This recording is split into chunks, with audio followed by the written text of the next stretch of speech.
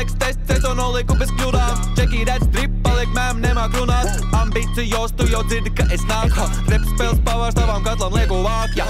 Šitie čeki brauc ar mutu tā kā ragavām. Flex tests, jā, flex tests, oh, ha! Sveiciens visiem sporta draugiem! Raidījums Flexis, kā jau katru nedēļu ir klāt, un pēdējā laikā ļoti daudz ziņu virsrakstus mēs redzam par un ap futbolu, gan par treneri, gan par to, ka valsts naudiņa arī aizplūdīs Latvijas futbola virzienā, protams, arī Latvijas zina savus pretinieks Nāciju līgā.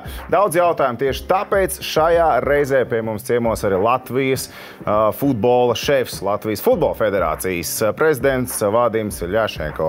Labrīt, labdien, labvakar, lai nu kad kurš skatās raidījumu, bet paldies, ka ieradies. Es pieņemu, ka ir ļoti saspringts grafiks. Man liekas, ka katru reizi, kad es tev satieku, tad vai nu tu esi bijis kaut kur ārzemēs, ne jau atvaļinājumā, bet kaut kāds darba darīšanas. Tagad arī bija treneris jāatrod, jādodās uz izlozi.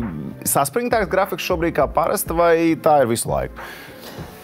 Jā, pirmkārt, Latvijas futbola federācijas prezidentam vienmēr ir tās aktīvs grafiks, jo tev vajag braukt uz tikšanās ar UEFA, vai tikšanās ar FIFA, vai ir kaut kāda pasākumi, kongres vai izlozes, vai, teiksim, godīgi, tagad pēdējos 2 mēnešu laikā bija ļoti saspringts laiks, jo bija, teiksim, arī pat spiedens uz to, ka vajag laika iekļauties, lai atrast treneru, ja mums bija izloze, un līdz tam bija jāatrod to vienu cilvēku, ar kuru mēs turpināsim mūsu attīstības ceļu, un līdz ar to bija svarīgi arī aizbraukt un privāti izrunāt ar visiem treneriem kandidātiem, un tas posms bija ļoti sarežģīts un pirmā pieredze, teiksim, mana dzīve, bet, protams, neskatoties uz to bija arī aizbrauc pie biedriem parunāt, jāpaskatās varbūt, kas notika arī ar mūsu infrastruktūru, kur mēs varam uzlabot. Līdz ar to, tas grafiks Latvijas futbola federācijas prezidentam un, teiksim, viceprezidentam un, pieņemsim, ģenerāla sekretāram vienmēr ir tāds aizņems un vienmēr ir ko darīt. Jā, pagājušā nedēļa ir tātad darbīga, notikumiem pilna, arī ilgs process pieminēja treneru meklēt. Cik ilgs laiks bija atvēlēts un cik daudz, darba stundas trenera meklējumos? Jo kandidāti bija vairāk, beigās jau parādījās 4-5 uzvārdi, bet cik ilgs laiks bija līdz brīdim, kamēr atradāt, ka Paulo Nikolato ir īstais? Cik ilgā laikā? Pusotru mēnesi aptuveni pagāja līdz tam, lai saprastu, kas ir varbūt tas vislabākais priekš mums.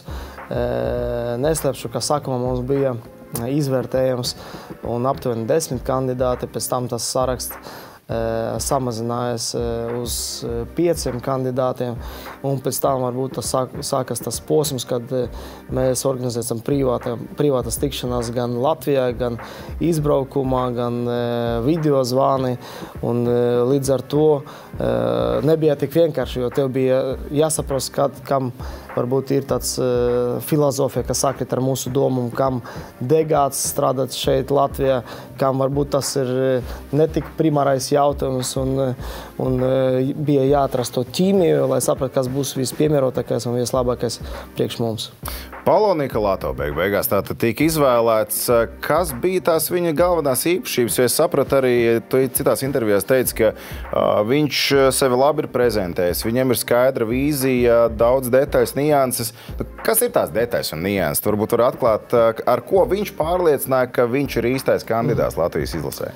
Tad es turpināšu varbūt to manu teiktu par tiem 5 kandidātiem. Tad no tiem 5 bija Viktors Skripniks, kas strādāja iepriekš Latvijā un trenēja FC Riga komandu, ar kuru viņš arī uzvarēja Latvijas čempionātu. Manuprāt, ļoti veiksmīgs treneris un ar lielu pieredzi strādājoši Vācijā, uzvarēja pat, kad viņš bija spēlētājs Bundeslīgu. Runājot par viņu, viena izkristalizējas problēma, ka viņa, teiksim, pamat valoda ir krievu valoda, un līdz ar to, redzot šodienas apstākļi pasaulē un Eiropā, mēs nevaram pieļaut to un gribam izvairīties no kaut kādiem risku faktoriem, lai treneris ar spēlētājiem ģerbute un pie laukuma runā krievu valodā.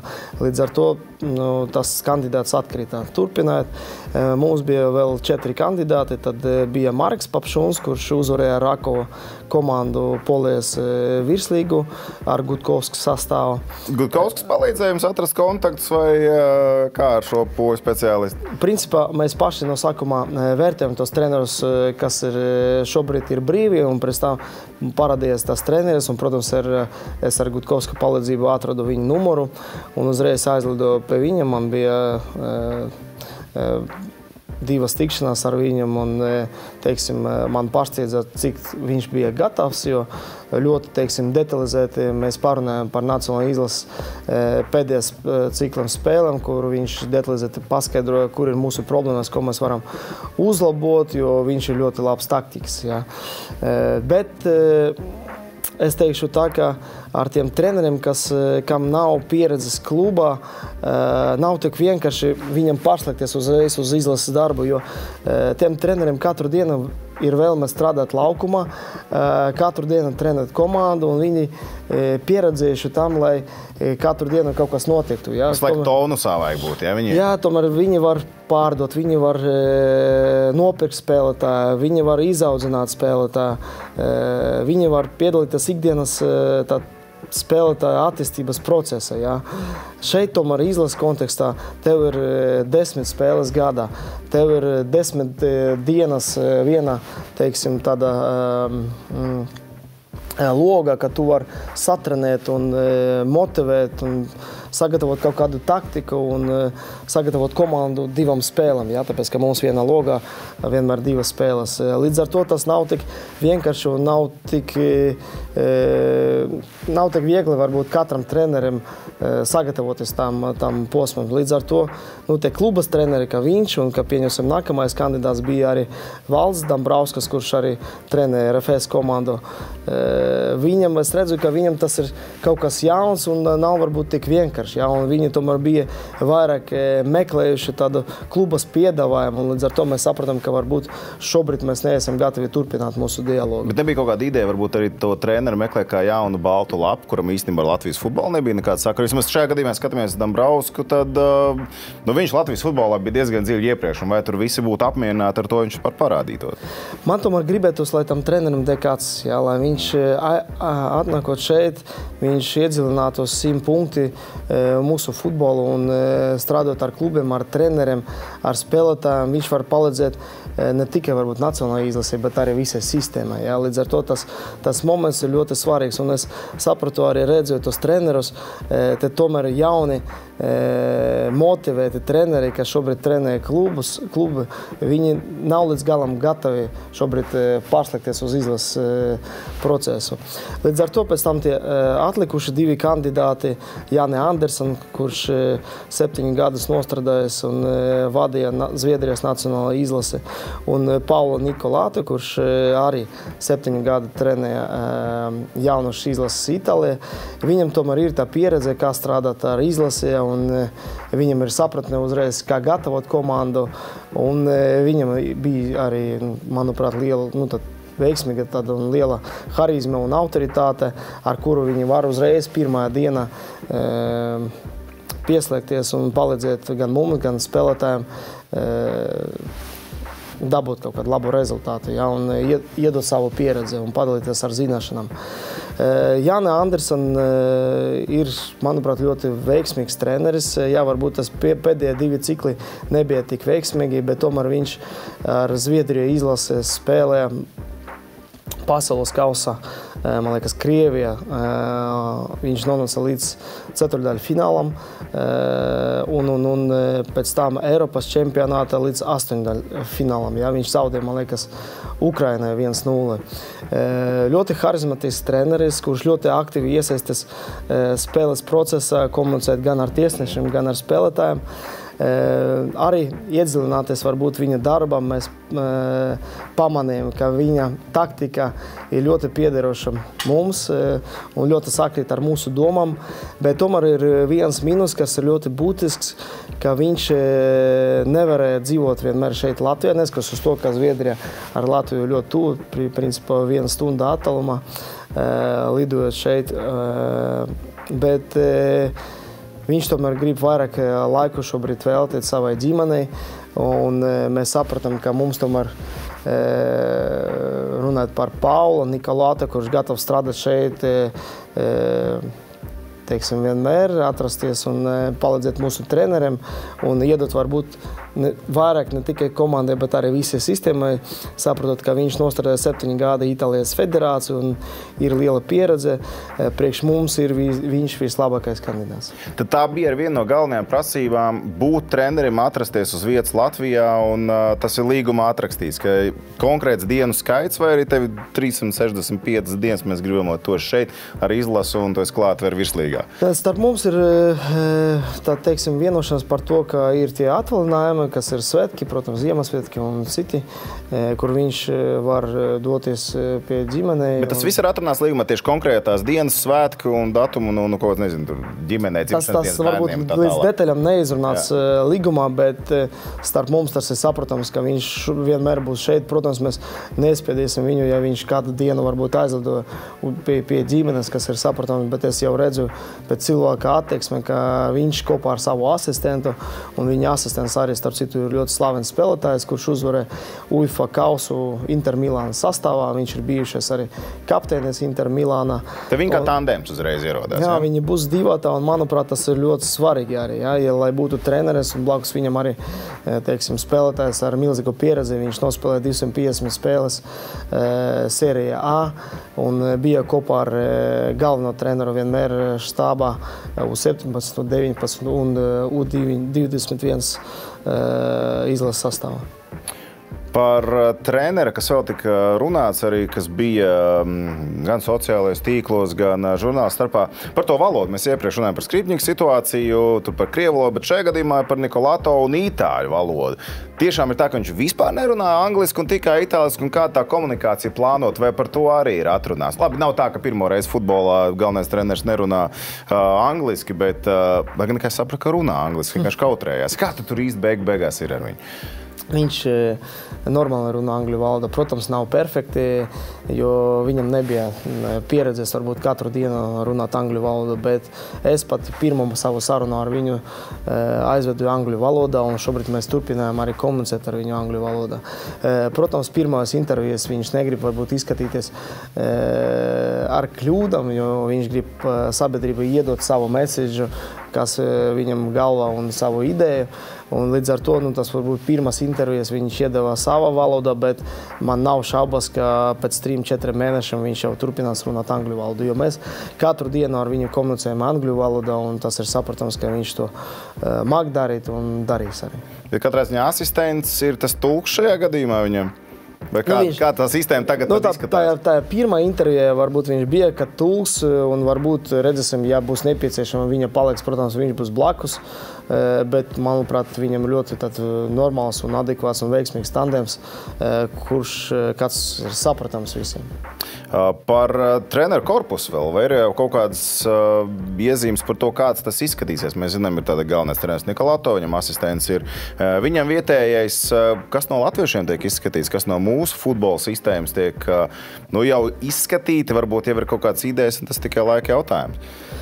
Tad, principā, mums bija izrunāts, ka viņi būs 2 uz pilnu slodzi, un tad turpināt varbūt to sadarbību, mēs redzēsim, kādas varbūt problēmās un varbūt piedāvājumi izkristalizēsies tās sarunas laikā. Ja? Un šobrīd, principā, mūsu sporta direktors sagatavos treneru štābam to treneru sarakstu, ar kuram Nikolāta atbrauca šeit uz Latviju. Viņš atbrauks šajā nedēļas beigas, organizēs tikšanās ar visiem, un tad mūsu, protams, ir nosacījums, lai obligāti štātā būtu Latvijas treneri, jo mums ļoti svarīgi, lai mūsu arī treneri dabūs no viņa kaut ko lielāko, ko mēs varam dabūt, un tomēr to pieredzi arī. Mēs zinām, cik Itālijas treneri ir ļoti veiksmīgi savas taktikas, un, protams, to visu mums vajag labāko pārņemt un atstāt šeit Latvijā. Līdz ar to šobrīd varbūt notiek tas parunas, un nedēļas vai 2 nedēļas laikā mēs apstiprināsim arī tos asistentus un kolēģus, kas strādās kopā ar viņu komandu. parakstot ar līgumu nebaidīja tas, ka viņš ir strādājis ar jauniešu izlasēm. Labi, U21, es saprotu, tur ir Itālijas A sērija, tur simtiem spēju spēlētāju, Premjerlīgas pat spēlētājiem tā tālāk, ko viņš iepriekš ir trenējis. Bet ka viņam nav bijis, labi, C sērijā viņam bija līgums ar komandu, viņš ir strādājis, bet tiešām tādu veču komandu viņš trenējis karjerā nav. Vai tas nebija tāds arguments, kas likās, Džeki, pagaidām, padomājam vēlreiz? Vai tas vispār netika izskatīts, un tas U21, kur jau patiesībā iet līdz 23 gadu vecumam spēlētāji, ka tas jau ir pietiekami daudz, lai viņš varētu trenēt šo komandu? Es teikšu tā, ka, protams, salīdzinot, pieņemsim, viņu ar Zviedrijas kolēģi, ir saprotams, ka Zviedriem kolēģiem ir lielāka pieredze, jo viņš 7 gadi nostrādājis ar galveno komandu. Arī lielāks algas prasības bija Zviedram uzreiz? Aptuveni līdzīgas piedāvājums, jo mēs, principā, uztaisījām savu piedāvājumu viņam, un mēs negribam tur tirgoties. Tas bija, principā, piedāvājums no mūsu puses. Tāpēc līdz ar to turpināja to varbūt sarunu par tev pieredzi un ar jauniešiem vai ar vīriešiem. Tomēr Nikolāto trenējas arī U21 izlase, kas iekļuva pasaules kausa fināla turnīrā, kur viņš spēlēja ar U23 spēlētājiem, kas vairāki no viņiem jau spēlē A sērijā. Komandu līderi, principā. Jā, un līdz ar to tas spēlētāja vērtība ir 20-30 miljonu tirgu, miljonu eiro. Līdz ar to te spēlētāji ir ļoti pieredzējuši. Un, protams, strādājot ar tādiem komandiem, komunicēt ar komandas treneriem un prezidentam, tas nav tik vienkārši vienoties ar viņam, lai viņi atļautu viņam spēlēt. Jā, jo tas trauma risku faktors vienmēr pastāv, un ja spēlētājiem ir tik liela vērtība, tev vienmēr vajag meklēt risinājumu un komunikāciju ar treneriem un ar klubiem. Un Nikolāto to, cik man ir zināma informācija, darīja ļoti veiksmīgi, un tie treneri bija gatavi arī atdot viņam spēlētāju pat ārpus oficiālā loga. Līdz ar to, redzot viņu pieredzi un viņa, teiksim, attieksmi un tos varbūt padomus, kuru es dabūju arī no viņa kolēģiem, no Itālijas kolēģiem un no Itālijas federācijām. Vērtējot to visi plusu mīnusi, mēs sapratam, ka šeit nebūs nekādas problēmas. Bet viņam pašam mēs par tā, vai deg acis, nedeg acis treneriem daudz runājam. Kas viņu piesaistījā Latvijas izlasē? Kas ir tas, kas viņam dod to deksmi, ka viņš grib šo izaicinājumu? Jo Latvijas futbola izlase ir kūleņojis pēdējos gados pietiekami daudz. Labi, tagad ir Nāciju līgā, C līga, un tomēr kūleņi daudz, izaicinājumu daudz. Tā materiāli var nemazam nav tik daudz Latvijas futbolā. Kas liek viņam tām atsteņām degt? Kas bija tas arguments, kas palīdzēja jums saprast, ka viņš ir īstais, kuram atdeg tās acis tiešām? Pieņemsim arī, salīdzinot viņu ar to Zviedrijas treneru, atkal.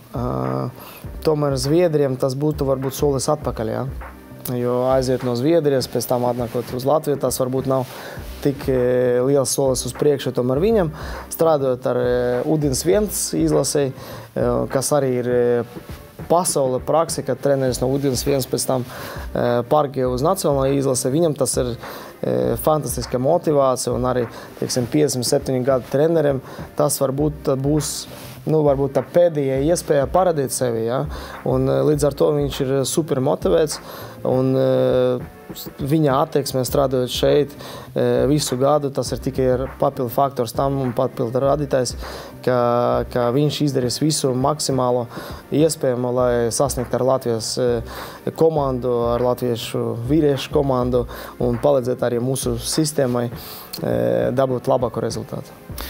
Tajā dienā, kad tika parakstīts jaunais galvenais treneris Paulo Nikolāto, es ļoti aktīvi, es pats nedevos uz Futbola federācijas telpām, tajā dienā es biju aizņemts, bet es ļoti cītīgi sekoju līdzi futbola mediju čatiņam. Ir tās WhatsApp aizjūtos, kas ar Futbola federāciju, un tur jau bija tās runas visu dienu. Šodien būs informācija, šodien būs jaunumi, esat jau uz vietas, preses konference 4, cits smējās, ka varētu būt 6, un tad visu laiku tas pulkstenis skrēja uz priekšu, ļoti gara tā diena. Man jau daudz sūtīja ziņu, tusējās pa telpām, jo Nikolāto ir skaidrs, ka būs viņš, bet vēl nav parakstīts līgums. Parakstīts līgums sanāk bija kaut kur ap 9 vakarā, vismaz tā informācija publiska, ka Nikolāto ir jaunais galvenais treneris. Par ko tur nevarējāt vienoties? Kas tur īsti bija tās detaļas? Es saprotu, ka aģencija iesaistās tajā visā darbā, bet kas bija tie pēdējie akcenti tajā, lai to līgumu varētu parakstīt? Kā tas process vispār notiek? Par ko ir galvenās sarunas?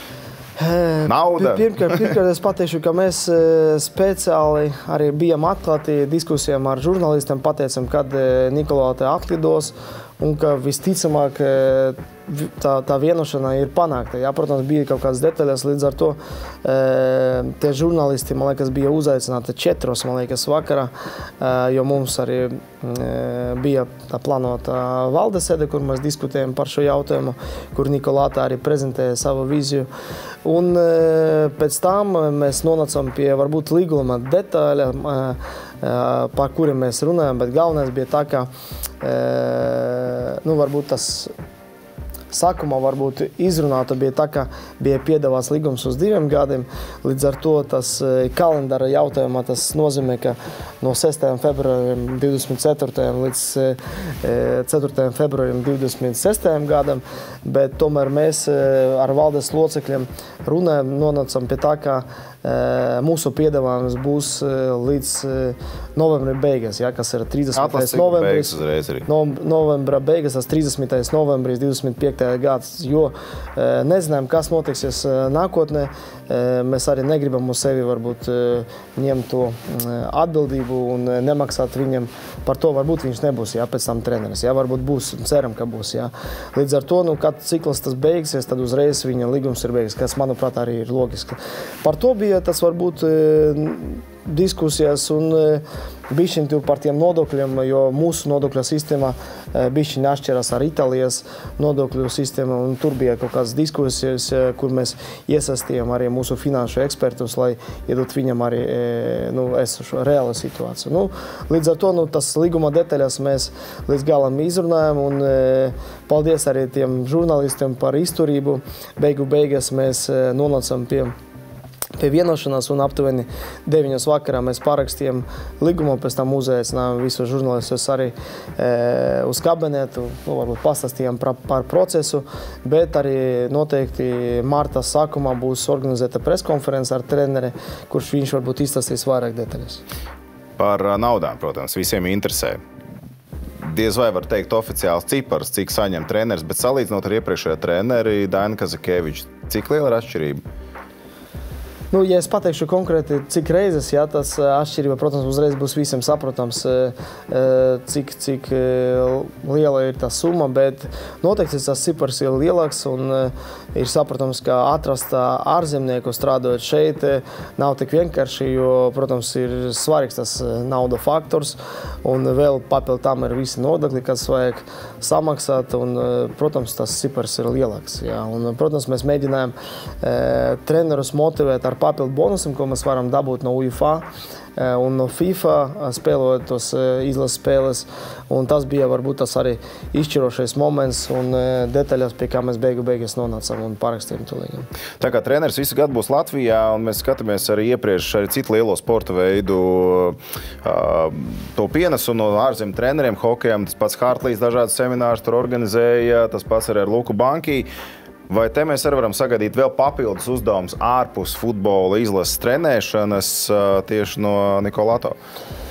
Jā, es domāju, ka pirmkārt arī atgriezos pie tā iepriekšējā jautājuma runāt par summu. Mums visam ir jāsaprot, ka galvenais treneris nacionālajā izlase tas ir kaut kas lielāk nekā tikai parastais treneris vienai komandai. No tā trenera ies, teiksim, tāds svarīgs signāls, svarīgs mēsečs varbūt ne tikai futbola sabiedrība, bet arī visai sabiedrībai, kuru mēs varam iesaistīt pirms tās spēles, pēc tās spēlēm, spēles laikā, kā viņš uzvedās, kā viņš komunicēs ar spēlētājiem, ar faniem. Un kā viņš komunicē ar medijiem, jā, tas ir ļoti būtiski un pieņemsim, salīdzinot ar iepriekšējiem treneriem, mums tomēr bija tā problēma, jā, un es ar to zinot Itālijas medijas spiedienu un ka tur nav tik vienkārši arī, jo tur ir vienmēr ir liela kritika, ja ir kaut kādas problēmas, redzot viņu pieredzi, es domāju, ka viņš iedos arī kaut kādu super kaut kādu svarīgu arī mēsežu, super kaut kādu svarīgu momentu, iedos arī sabiedrībai, medijiem un visu Latvijas iedzīvotājiem. Salīdzinot Nikolāto ar Kazakeviču, kur bija te galvenie plusi izskatot, ja mēs salīdzinām abus trenerus taktiski, komunikāciju mēs jau pieminējām, tur bija problēmas iepriekšējā ciklā, bet ja mēs salīdzinām abus trenerus, kur mēs viņus kā liekam? Zinim, pirmkārt, Itālija ir lielas futbola valsts, kur futbols ir ne tikai sporta veids, bet es teikšu, tā ir dažiem cilvēkiem, un varbūt vairākiem no viņiem ir reliģija, ka tas ir kaut kas vairāk. Viņi dzīvo ar futbolā, un viņam futbolā ir no papužiem līdz matu galiņiem, un tas priekš viņam ir dzīvē, ja, un līdz ar to mēs visi zinām, ka Itālijas treneru skola ir viena no labākajām pasaulē. Ja? Un to pieredzi, to zināšanās, tā taktika, mēs arī ļoti daudz laiku tērējam tam, lai uzzinātu varbūt tās detaļas, kā mēs varam spēlēt, ko mēs varam uzlabot, un viena no tiem momentiem ir taktika. Ja? Līdz ar to, es domāju, šai kontekstā nesalīdzinājot ar Daini, bet kopumā ar visu mūsu sistēmu, es domāju, šis treneris var iedot ļoti daudz ko jaunu, un viena no tiem tēmiem, protams, ir taktika. Un tagad, atceroties ar agrākos 90. gadu futbola laikus Latvijā, arī ārzemju treneris, mēs varam sagaidīt to, ka Nikolato palīdzēs iekļūt Itālijā mūsu spēlētāji. Nu, es nesaku A sērija, mēs redzam, kā Krolim tur nemazam viegli negāja pirms tam, un komanda izkrīt. B, C sērija, tur tas stils vispār ir aktuāls, vai tas mūsdienās tā nestrādā? Es domāju, ka šis jautājums ir ļoti aktuāls un ļoti pareizi. Pateikšu par vienu piemēru. Ja. Mums ir viens spēlētājs, Džibrail Makrēskis. Viņš ir Latvijas pilsonis, un viņš aizvadīja jau pāris spēles arī par U19 pirms 3, man liekas, gadiem, vai pirms 3-4 gadiem. Un pēc tam, diemžēl, tā komunikācija ar viņam nebija tik veiksmīga, bet šobrīd, pieņemsim, runājot ar to pašu Nikolato, mēs paskatījāmies, kur viņš spēlē. Viņš spēlē šobrīd Ferencvarošā, Ungārijā, un viņa treneris ir Dejans Stojkovičs, kurš pagātnē spēlē Inter Milānas sastāvā. Un Nikolato pats, es ļoti labi viņu pazīstu, tas ir mans draugs un kolēģis. Es, protams, viņam uzvanīšu, pārunāšu uzreiz par Makrēski, par viņu iesaisti, un varbūt tas treneris uzreiz iedos viņam signālu. Ja? Protams, tā pieredze, tā zināšanās un tie cilvēki, kas blakus viņam, protams, es ļoti ceru, ka tas palīdzēs arī mūsu spēlētājiem, ne tikai viņus piesaistīt spēlētājus, bet arī mūsu spēlētājus piesaistīt un iesaistīt Itālijas līgā. Šobrīd mums ir aptuveni 20 spēlētāji, kas atrodas Itālijā, dažādas vecumos, 2005, 6, 7 gads. Vairākums no viņiem ir jaunieši, bet ar lielu potenciālu. Un, protams, Nikolata strādājot ar visiem jauniešiem izlasēm Itālijā uz 17, 19, 21. Viņš ikdienā komunicē ar tiem visiem treneriem, un viņš viņus pazīst. Un es domāju, ka noteikti tas būs liels plus gan mūsu spēlētājiem, kas tur šobrīd atrodas, gan tiem spēlētājiem, kas nākotnē var atrasties un pārcelties tur. Es redzu, parādās smaids, ka tur varētu Nikolato sakārtot kaut kāds jautājums mūsu spēlētāju izaugsmē un spēlēšanai Itālijā. Ja? Mums vajag izmantot jebkuru momentu un izmantot trenera potenciālu, un mēs noteikti to darīsim. Par jaunatnes izlasēm, tur arī, es saprotu, šobrīd tiek meklēti treneri, arī Itāļu speciālisti, U19 varbūt, es nezinu, kaut kāds baumas dažādi. Droši vien, ka pamats baumām arī ņemot vērā, ka mums galvenais treneris no Itālijas, vai mums arī varētu parādīties vēl kādi Itāļu treneri citos vecumos? Jā, mēs uztaisījām konkursu, cik ir zināms arī publiskā informācija pieejama šajā jautājumā. Un par 2 dienām pieteicās 200 treneri. Ja, 200 treneri? Kas priekš manis, protams, ir... Cik ir ārzemnieki? Liels pārsteigums. Un, jā, aptuveni 20 vietējos trenerus un visi pārējie ir ārzemnieki. Ja, un mēs izmantojam, protams, gandrīz visi sociāli tīkli, sociālas platformas. Vispopulārākais varbūt un pieejams šajam jautājumam bija LinkedIn, kas, manuprāt, visvairāk tāds fokuses tieši uz to. Un, jā, bija nav tik vienkārši, jo mēs arī iedevām mūsu sekretāras e-pastu un nezinot, cik daudz e-pastu viņi var saņemt, un piekdien aizjot no darba un pirmdien atnākot, viņa bija šokā. Uzkārās e-pasts, nevērās vaļā, ja? Jā, bet beigās tomēr mums noticis tas atlases process, kur bija iesaistīta varbūt mūsu izlases departamenta kolēģi un elites departamenta kolēģi, un beigās mēs varbūt redzēt tos mūsu kritērijus, izvēlējamies no tā 200 sarakstā 50, un pēc tam nonācam pie kaut kāda mūsu filozofijām un idejām, pie aptuveni 20 kandidātiem, ar kuriem bija jau komunikācija un Zoom zvani, un šobrīd vēl notiek tas process, un es domāju, ka 2 nedēļas laikā mēs apstiprināsim arī tos trenerus. Cik itāļu speciālisti ir šajā sarakstā? Nu, no Itālijas īstenībā ļoti daudz arī atsūtīja. Nu, neteikšu... Tajā 20-niekā. Tajā 20, es teikšu aptuveni 10 speciālistus. No Itālijas. Wow, ļoti daudz. Tad tas ir U19 un 17, ja? Jā, uz 2 izlasēm. Jā. Uz 2 izlasēm. Labi, par lielo izlasi. Atgriežamies atpakaļ un skaidrs, ka tagad viens no galvenajiem tematiem pēc trenera apstiprināšanas bija arī UEFA Nāciju līgas izloze. Nāciju līgā tātad mums ir Armēnija, kur izdevās iepriekšējā ciklā apspēlēt vienu reizi. Fērsalas, kas mums ir ļoti neērts pretinieks, maigi sakot, un Ziemeļa Maķedonija. Šīs 4 komandas teorijā varēja būt krietni spēcīgāks, it kā uz papīra komandas. Un šit kā futbolistiem liekas, šis ir cerīgāk, te pašā laikā pieejam pietiekami saspringtas 3 komandas, ar kurām spēlēt, jo no tevis arī te pašā laikā gaida sasniegumu. Jā, šeit tā izlase, jebkura izlase, tas vienmēr ir tāds triki moments, jo fani varbūt redzēt Fērsalas uzreiz liekas, tas ir Purndur valsts, mēs viņu ņemsim, ja, un 9 spēlētāju sastāvā. Jā, nu, aptuveni tāds varētu būt viedoklis, bet pats svarīgākais, lai mūsiem spēlētājiem nebūtu arī tāds redzējums, ja, jo šobrīd pasaulē un, teiksim, Eiropā jau visi valsti, Purndur valsti vai lielu valsti, nu, visi māk spēlēt futeni, un tev nekad nevajag atslēpties, vajag vienmēr būt gataviem uz 100 punkti, atdot savus spēkus, lai sasniegtu rezultātu.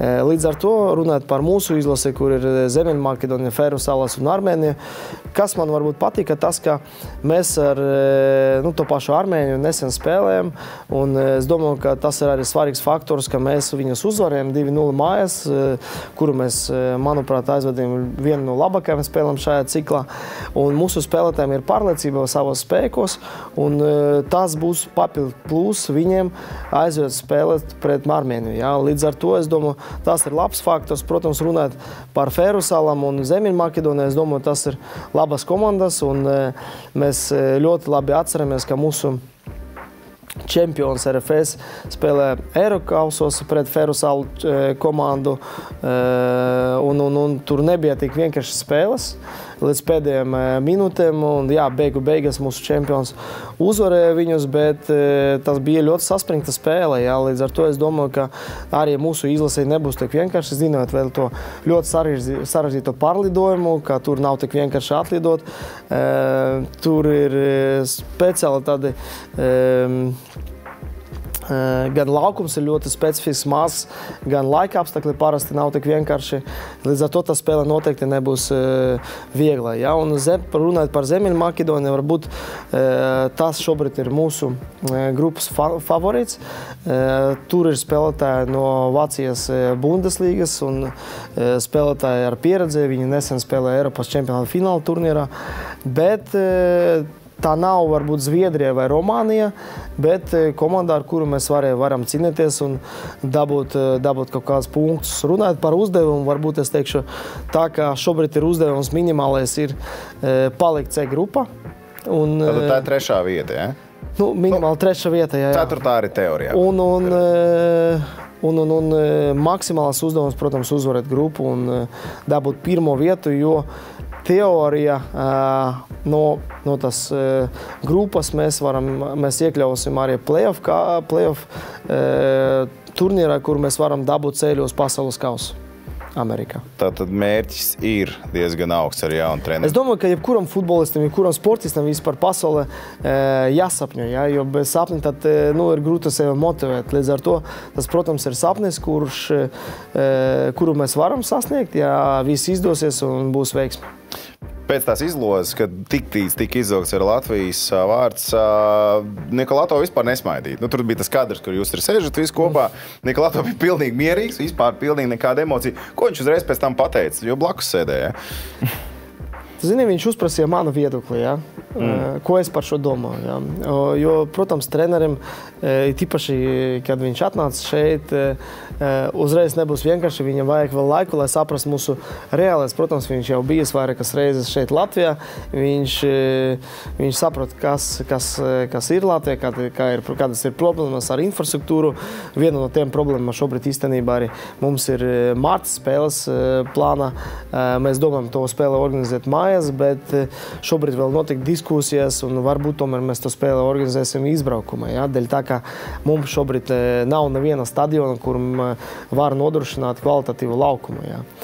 Tā ir problēma. Jā. Līdz ar to Nikolāto šobrīd ir galvenais ir saprast varbūt to beigas sastāvu, to spēlētāju sarakstu, to treneru štābu un, protams, viņš saprot, ka tie šansi varbūt ir nospēlēt labi, bet daudz kas atkarīgs no tā, cik te spēlētāji būs veseli, jo mēs neesam Itālijā, mums nav 10 000 pieejami spēlētāji, kur mēs varam izmantot. Mums ir aptuveni tā saraksts no 40 spēlētājiem, un tiem vajag atrast vislabākos ar potenciālu, un kur ir 100 punkti motivēti un gatavi palīdzēt komandai. Līdz ar to tā grupa arī priekš Nikolātu nav tik vienkārša, bet es domāju, ka zinot viņu pieredze, zinot viņu motivāciju, zinot, teiksim, mūsu ķīmiju, ka mēs gatavi ikdienas strādāt un palīdzēt viņam, mēs varam sasniegt kaut ko lielāku. Uzreiz par stadioniem, tad mēs varam pārliekt un runāt tālāk. Pie valdības ciemos arī pietiekami bieži, man liekas, pēdējā laikā es bijis. Kas mums notiek ar Nacionālo stadionu? Kas tur vispār ir šajā jautājumā? Ir kaut kāda virzība? Jā, pirmkārt, es gribu pateikt liels paldies arī valdībai par atbalstu un īpaši mūsu premjerministrei par strateģisku atbalstu, ka viņi iekļauja stadionas būvniecības procesu viena no strateģiskiem jautājumiem, kuru vajag realizēt uzsākt realizāciju tuvākajā laikā. Mums arī notiek tas ikdienas komunikācija ar Rīgas pašvaldību. Saprotams, ka bez Rīgas pašvaldības un bez valsts mēs kā Futbola federācija neko paši neizdarīsim. Jā, jūs zināt, arī IZM ir notikušas pārmaiņas. Tur vairāk nav to cilvēku, kas strādāja iepriekš. Šodien notiek komunikācija ar jaunu direktoru. Un tad, principā, šobrīd mēs nonācam pie tā, ka mēs gaidām no Rīgas domas lēmumu, kad viņi piešķirs mums to zemi, lai mēs varētu turpināt mūsu darbu un uzsākt projektēšanu. Ļoti ceru, ka marta mēnesī mēs to dabūsim. Protams, mēs šobrīd runājam par Lucavas salu. Manuprāt, tā ir vispiemērotākā vieta šobrīd, un to būvniecības procesu mēs varam tur sākt uzreiz, kad būs apstiprināts projekts. Gribētos uzreiz pēc iespējas ātrāk to projektu uzsākt un realizēt un paspēt 4-5 gadu laikā to realizēt. Tur, principā, plāna ir 2 objekti. Viens objekts ir Futbola federācijas bāze ar biroju, un otrs ir futbola stadions. Vēl par cik tām aktualitātēm ārpus, vēl par izlasi, par naudām, protams, mēs daudz varam runāt, un arī prioritārie sporta veidi. Beidzot, tas ir noticis, tas ir sadalīts. Vai, labi, pārsteigums tas nav, ka futbols ir pašā galgalī ar prioritāro sporta sarakstā, jo tieši jauna masveidība ir iespaidīga. Par to naudiņu, cik viņi tur beigās ir un kā viņi ir jāizlieto, kā tieši te sadalījumi. Vai mēs būvējam par to naudu halas, vai tieši jāatbalsta futbola akadēmijas un tā tālāk. Kā tas prioritārā sporta veida naudas sadalījums strādās tieši futbola sakarībā? Jā, es teikšu, ka tas mehānisms ir ļoti būtisks, es domāju, jebkuram sporta veidam, un tas moments, ka šobrīd futbolam ir vislielākais cipars, manuprāt, ir logisks, jo šeit jāsaprot arī, ir varbūt tāds emocionāls virziens un ir tas saprotams un logiski. Jā. Šobrīd futbols ir vismasvedīgākais sporta veids Latvijā, un ne tikai Latvijā, es domāju, pasaulē. Jā. Līdz ar to man ir saprotams tas lēmums, un es domāju, palīdzēt jaunašu sistēmai, treneriem, teiksim, mūsu akreditētām akadēmijām. Tas atbalsts no valsts ir ļoti būtisks un svarīgs. Līdz ar to, es domāju, jā, protams, ir hokejs, ir basketbols, kas arī ir, manuprāt, viena no prioritātiem sporta veidiem Latvijā. Un es, protams, vienmēr fanoju gan par basketbolu, gan par hokeju, bet šeit tomēr jāskatās plašāk un jāmēģina atrast to vidu ceļu, ka tu vari gan palīdzēt vislielākam, vismazsvarīgākam sporta veidam un arī palīdzēt arī sporta veidam, kas var izcīnīt kaut kādu sasniegumu sporta, kas ir basketbols un hokejs, viennozīmīgi. Bet šajā kontekstā, es domāju, gan valsts, gan UFA, gan mēs šobrīd ļoti daudz iesaistījamies, lai tieši attīstītu mūsu jaunušu sistēmu, un liels paldies arī valdībai par to atbalstu. Tad vēlreiz atgriežoties, kā tā nauda tieši tiek sadalīta, kā viņi tiks izlietot, lai tieši to futbolu stūtās, vai tas ir jauniešu izlases, vai tie ir tiešām, kā to bērnu sportu finansē tādā gadījumā? Šai kontekstā tā nauda iet uz Latvijas futbola federācijas jauniešu sistēmai un sadalīta uz tiem mūsu akadēmiem, kas šobrīd atrodas reģionālā akadēmijām, uz treneru algam, un, protams, tas ir ļoti nepieciešams un būtiski. Un es domāju, ka nākotnē mēs nonācam jebkura gadījumā pie tā, ka katrā reģionālā mums būs akadēmijas, kas ikdienā strādā ar futbolistiem un attīsta viņus, jo šobrīd es jau komunicēju ar daudziem federācijām, ar daudziem valsts, teiksim, ierēdņiem, kas stāsta savu veiksmīgu stāstu, kur reģionos atrodas akadēmijas, kur ikdienā strādā ar tiem talantīgiem bērniem un treneriem, un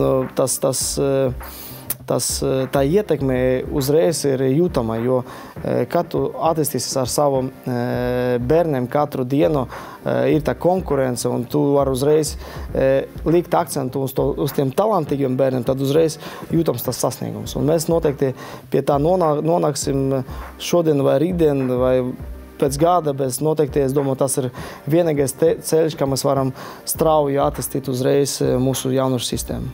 Savukārt mums raidījumā arī strauja laiks rīt uz priekšu, un ir viens svarīgs jautājums, kur mēs nedrīkstam palaist garām. Tas ir par prezidenta vēlēšanām. Futbola federācijā būs prezidenta vēlēšanas.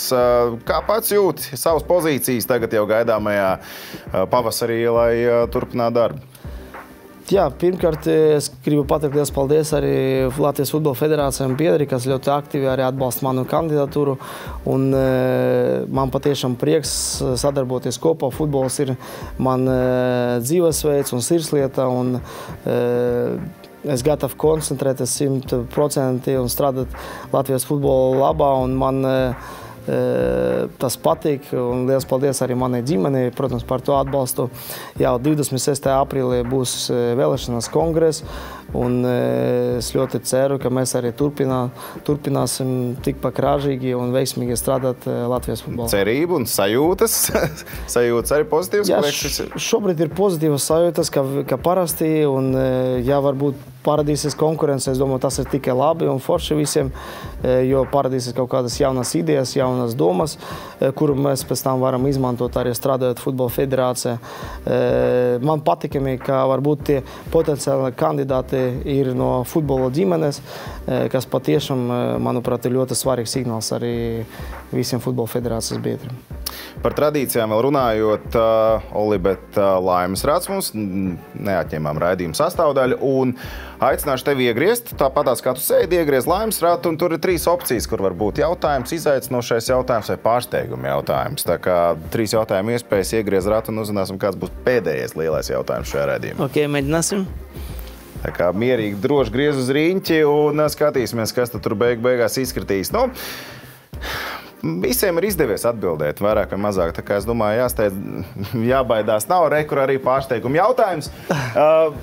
Mums ir Kaspars Dvīns, ka viņš gan šoreiz nav studijā, mums ir arī savas tradīcijas, ka mēs visu darām ar roku. Printers, viņš saka, printers nestrādā, patiesībā tur ir bišķi cits stāsts apakšā.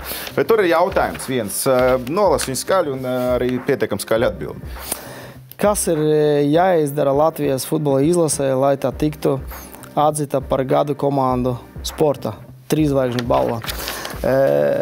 Mēs atceramies, ka pagājušajā gadā Latvijas futbola federācija bija nominēta kā viena no labākajām sporta organizācijām Latvijā.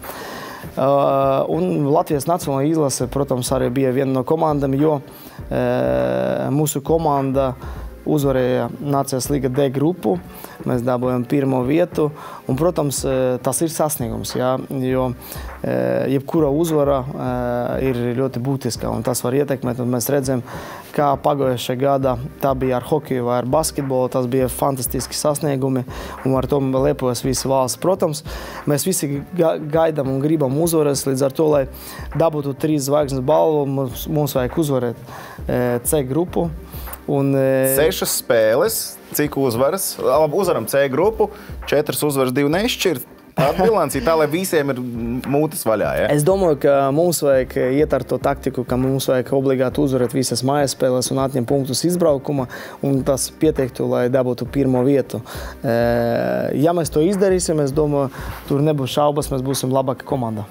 Vēl par aktualitātēm. Arī mums vēl viena tradīcija, kas mums ir. Tātad tas ir Olībet prognozes. Sporta prognozes, un tagad šajā nedēļā atkal arī ar pilnu tempu uzņems apgriezienu arī UEFA Champions League, tāpēc es prasīšu tev tavu komentāru, bet Olībet bookmakeri ir izteikuši savas prognozes par to, kā tad varētu izskatīties Champions Leagues pāri un kur ir favorīti un kur ne, un pirmais duels, kas mums tiek piedāvāts, Leipziga pret Madrides Real UEFA Champions League 13. februārī tiksies savā starpā, un Leipziga ir ar 31% novērtēta, kā iespēja uzvarēt šajā mačā. 44% ir Madrides Real un neizšķirtam 25% atvēlēt.